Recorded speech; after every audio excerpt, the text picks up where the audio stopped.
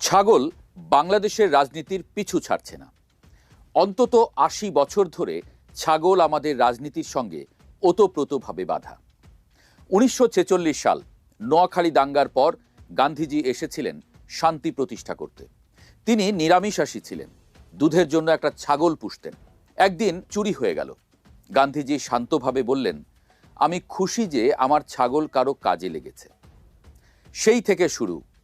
তবে ৫০ বছর এ নিয়ে খুব বেশি আলোচনা হয়নি।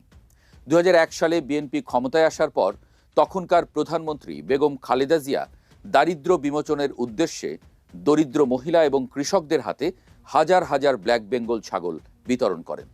কারণ এই জাতের ছাগল বছরে ২ বার বাচ্চা দেয়, প্রতিবার ৩-৪টি করে বাচ্চা হয়। একটা ছাগলেই একটা পরিবারের আয়ের উৎস হয়ে যায়। এটাই ছিল মূল লক্ষ্য। কিন্তু সে সময়ের গণমাধ্যমে একটা বড় আলোচনা ছিল বেগম খালেদা জিয়ার বিতরণ করা ছাগলের মৃত্যু। হাজার হাজার ছাগলের মধ্যে দু একটা মরতেই পারে, কিন্তু সেটাই আলোচনায় এনে পুরো প্রকল্পটিকেই বিতর্কিত করার চেষ্টা করে সে সময়ের বিরোধী দল। বিএনপি ক্ষমতায় থাকতেই ছাগল উঠে আসে বাংলা ব্লগে। ২০০৫-৬ সালে বাংলা ব্লগে বিশেষ রাজনৈতিক প্রতিপক্ষকে ছাগু ডাকার সংস্কৃতি শুরু হয়। বিষয়টিকে খুবই আক্রমণাত্মক বলে মনে করেন সেই রাজনীতির অনুসারীরা। ব্লগারদের দেশ এবং জাতির শত্রু হিসেবেও চিহ্নিত করা হয়। অনেক দিন ধরে রাজনীতি থেকে প্রায় হারিয়েই গিয়েছিল ছাগল। ২০২৪ সালের জুনে কোরবানি ঈদের আগে বীর বিক্রমে ছাগল ফিরে আসে। জাতীয় রাজস্ব বোর্ড এনবিআর এর সদস্য মতিউর রহমানের দ্বিতীয় স্ত্রীর ছেলে মুশফিকুর রহমান ইফাত, তিনি সাদিক এগ্রো থেকে ১৫ লাখ টাকায় একটা ছাগল কিনতে গিয়ে ছাগলকে জড়িয়ে ধরে সেলফি তোলেন। তার সেই ছবি এবং ভিডিও ভাইরাল হয়ে যায়।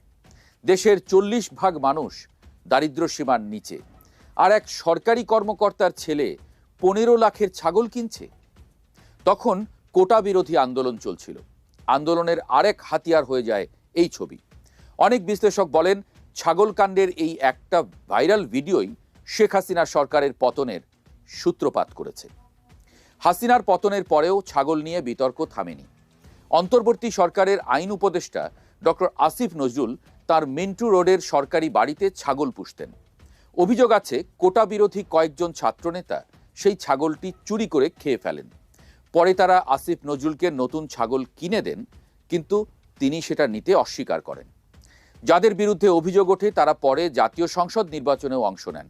সেই নির্বাচনী আলোচনায় তাদের বিরুদ্ধে প্রচারণায় ব্যবহার করা হয় ছাগল চুরির অপবাদ। সেই নির্বাচনে বিজয়ী হয়ে ক্ষমতায় এসেছেন প্রধানমন্ত্রী